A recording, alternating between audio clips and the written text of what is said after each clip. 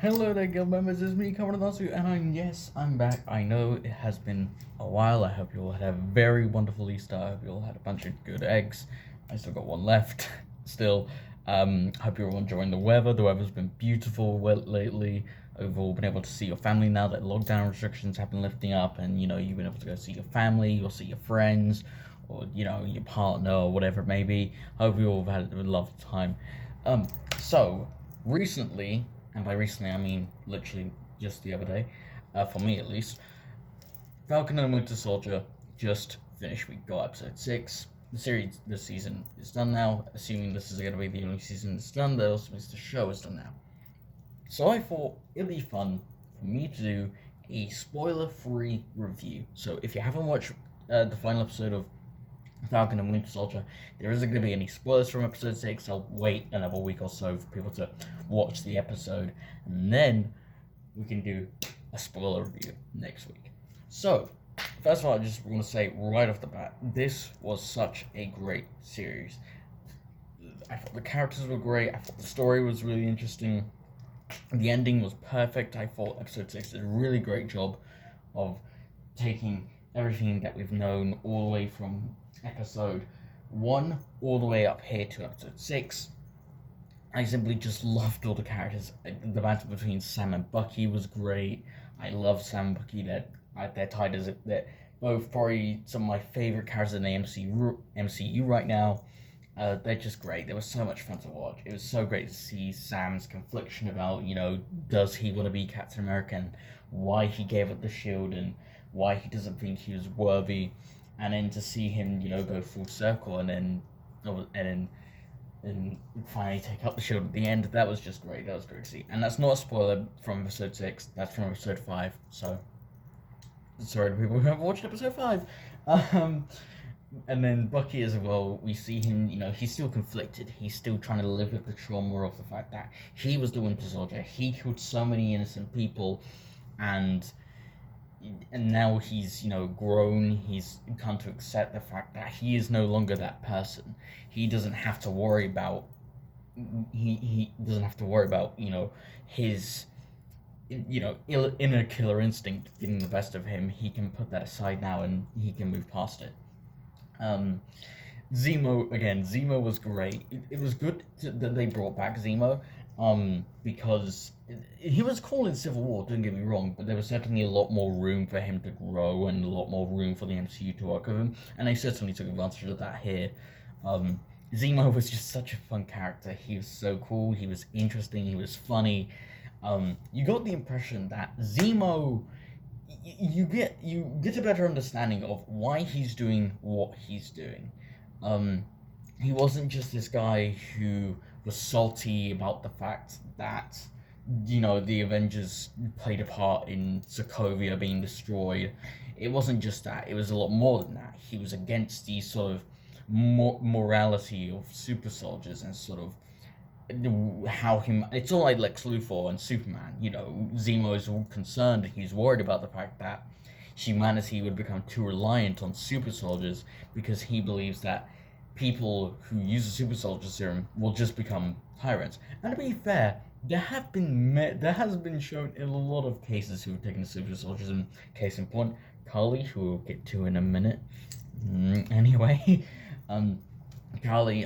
Karli's a literal terrorist. Red Skull, he was a literal Nazi, so but what's interesting about Zemo is he does give credit to Steve Rogers. When Bucky says, well, what about Steve? He never went down the same path as people like Karli or Red Skull. And Zemo's like, well, there hasn't been anyone else like Steve Rogers. And Zemo's right. And that's one of the most interesting things about this is, yes, Zemo, he's a villain, but but you do get the impression that he isn't actually evil, so to speak. At least not in the traditional sense. He isn't just doing what he's doing because he's the bad guy and they need a bad guy, or he has a very basic or personal motivation. We can empathize with him on multiple levels, because it's tragic. His family was killed as a result of the drop on Sokovia. And at the same time, we can also empathize with the fact that, yeah, there is a certain bit of moral ambiguity with the existence of super soldiers and what happens when the serum gets into the wrong hands, i.e., John Walker, Red Skull, or Karli. Speaking of John Walker, I love John Walker by the end of the show, and that's what I think was really interesting. Don't get me wrong, I of course love Sam, I love Bucky, and I love Zemo. I think it's more impressive when a story can take a character who you absolutely despise and hate to pieces and you want to punch him in this perfect little face. You can take a character that's just so damn hated, and then but then at the end of the show, you actually like this character. You understand why they were doing what they were doing. And he was such an interesting character to see, because at first, again, he was seemingly this really big dickhead who just did what he did because he was a douche and he thought he was more qualified to be Captain America than anyone else. You actually get the understanding that John's very humble about the fact that he's become Captain America. The problem is that John has just been placed with so much responsibility as Captain America, which rightfully so, he should have, being Captain America is a huge responsibility. But, the question is, should John have been given the shield? And initially we think he shouldn't have because because we thought he was a jerk. Eventually we find out John isn't actually as bad of a guy as we seemingly thought he was.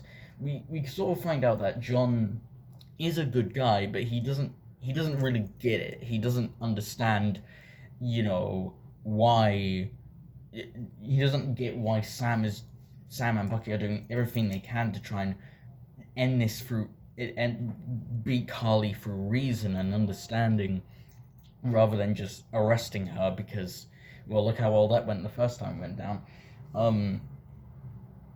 And then that's enough.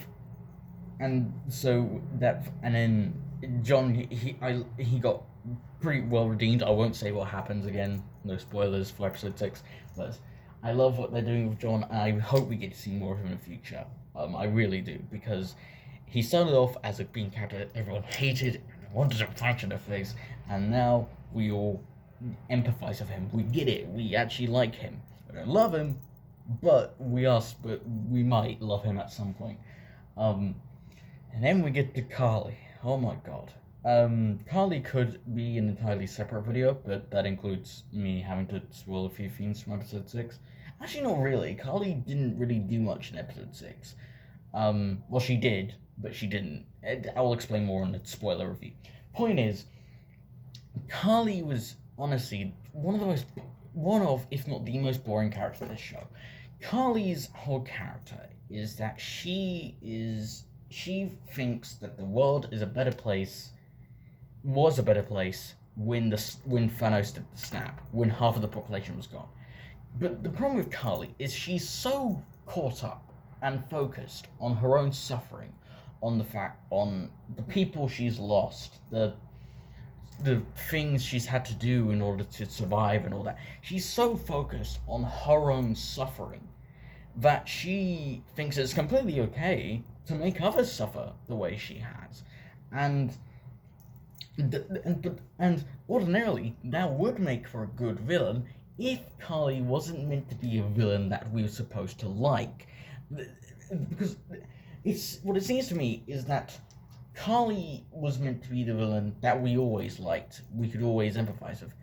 But I ended up liking John way more. He was far more interesting, he was well more developed. I mean, again, like I said, it's more interesting to have a character who you hate to pieces become a character that you really like. Karli, I was barely ever interested in her. Karli is just a whiny teenager who thinks that she is somehow on the god complex level of Thanos. And listen, the reason why Thanos was so interesting, the reason why we all loved Thanos, was because we understood where Thanos was coming from. He didn't just come to this conclusion. He wasn't just doing this, out of nowhere. Thanos has been planning this for years and years. I mean, he's a fucking titan. Of course he's been planning it for years. But you get what I mean. Thanos, he's been planning this for so long. and he simply wants to make the universe a better place.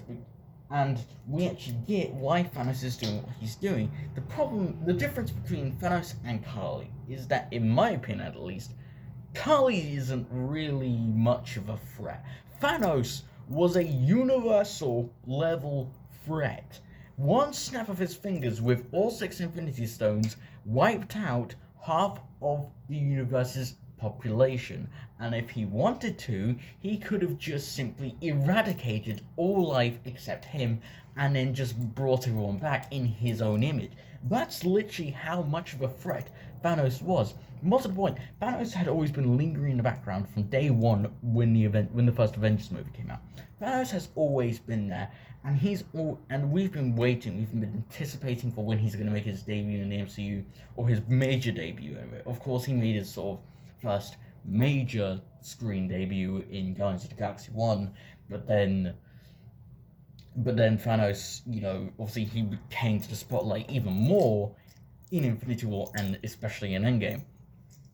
And Thanos was so interesting. We loved Thanos. We found him interesting because he was a threat. He literally was trying to wipe out not just half of the human population, half of the entire universe's population was eradicated because Thanos simply snapped his fingers with 3 jewels that he got on his fancy jewelry. That is how much of a threat Thanos was. Karli didn't feel like a threat. Karli was a self-righteous, annoying little kid who thought that because she had super strength and was a super soldier, that therefore everyone should listen to her because she has suffered. Guess what? Thanos, he didn't actually suffer. Most of Thanos' suffering happened during Thanos' crusade to wipe out half the universe, not before, because he had to sacrifice Gamora.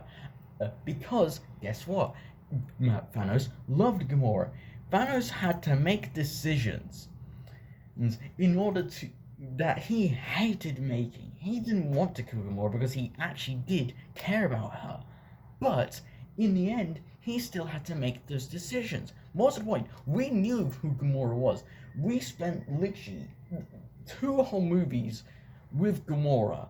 3 if you count her in Infinity War. We spent so much time with Gamora. We cared about her. We loved her. We thought she was such a cool character. Then when she gets killed, that's a powerful moment. We feel for Thanos because we understand, holy shit, he actually loved her, but he actually killed her. Like, we feel for Thanos and Star-Lord and all the other characters who, suffered the loss of Gamora. We felt that pain because we actually cared about Gamora. Whenever one of Karli's, friends or henchmen or whatever you want to call them dies, you don't feel for Karli because we don't know Karli well enough. We don't know Karli well enough. She's only had screen time in this show, so we don't really care for Karli. We don't really care for the people that she's related to that has died, because guess what? We don't know these characters well enough for us to feel that same pain, because Karli's motivation comes from a more selfish place than it does a misguided attempt to help people.